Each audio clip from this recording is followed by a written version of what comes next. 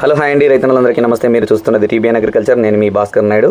అయితే మనం ఈరోజు వచ్చేసి టాపిక్ ఏంటనే విషయానికి వస్తే, రైతన్నలు ఇప్పుడు వచ్చేసి 2026 ఇది వచ్చేసి ఏప్రిల్ నెల. ఈ ఏప్రిల్ నెలలో ప్రతి రైతన్న కూడా ఎక్కువగా ఏ పత్తి విత్తనాలు తీసుకోవాలి, ఎలాంటి పత్తి రకాన్ని ఎంచుకోవాలి, ఎలాంటి కంపెనీలో విత్తనాలు కొనాలి, ఇలాంటి డౌట్సే ఎక్కువగా ఉంటాయి. అయితే నేను ఈ వీడియోలో విత్తనాల పేర్లు అయితే చెప్పట్లేదండి. రైతన్నకు వచ్చేసి మనకు ఎలాంటి పత్తి విత్తనాన్ని ఎంచుకోవాలనుకుంటున్నాడు అనేది మనకు కామెంట్ రూపంలో చెప్పండి. అంటే ఇప్పుడు పత్తి విత్తనం వేస్తే మళ్ళీ సెకండ్ క్రాపు ఎర్లీగా రావడానికి, అంటే సపోజ్కి పత్తి విత్తనం నాటిన తర్వాత మొక్కజొన్న వేసేటి వాళ్ళు ఉంటారు. అలా అంటే షార్ట్ డ్యూరేషన్, అంటే తక్కువ రోజుల్లో పంట వచ్చే విత్తనాల గురించి మనం తెలుసుకోవాలని రైతన్నలకు ఎక్కువగా ఆలోచనలో ఉన్నారా?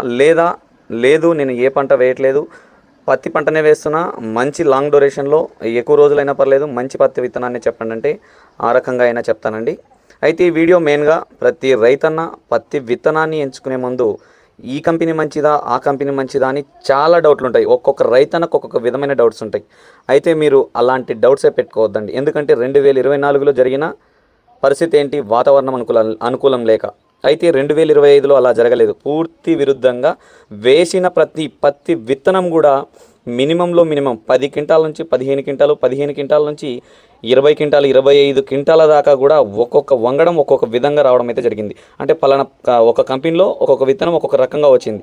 అంటే అది టాప్ అని కాదు, అది బెస్ట్ అని కాదు, అలా అని అదే బాగుంటుంది అనే ఆలోచన కూడా పెట్టుకోవద్దండి. ప్రతి రైతన్నకు కూడా వేసిన ప్రతి విత్తనం 2025లో మంచి దిగుబడిని సాధించడం అయితే జరిగినాయి. చాలా పత్తి రకాలు కూడా మనం గత సంవత్సరం చేసిన వీడియోలో కూడా మీరు చూసే ఉంటారు. ప్రతి విత్తనం కూడా ఎక్సలెంట్గా ఉంది. దాంట్లో ఏదైతే ఉందో కొన్ని మైనస్ రూపంలో ఉన్నాయి. అలాంటి పత్తి విత్తనాలని ఈ సంవత్సరం చెప్పట్లేదు నేను. వాటిని పక్కన పెట్టేసి బెస్ట్గా వచ్చినవే ఈ సంవత్సరం కూడా నెక్స్ట్ ఈ 2-3 రోజుల్లో నేను ఒక వీడియో రూపంలో మీ ముందుకు మళ్ళీ తిరిగి వస్తా. అయితే మనకు మెయిన్గా రైతన్నకు ఎలాంటి పత్తి విత్తనాన్ని ఎంచుకోవాలి అంటే లాంగ్ డ్యూరేషన్, అంటే ఎక్కువ రోజులైనా పర్లేదు, అంటే 180 రోజులైనా పర్లేదు, మంచి వంగడం కావాలి, సెకండ్ క్రాప్కి లేట్ అయినా పర్లేదు అనుకున్న రైతన్నలు కామెంట్ చేయండి.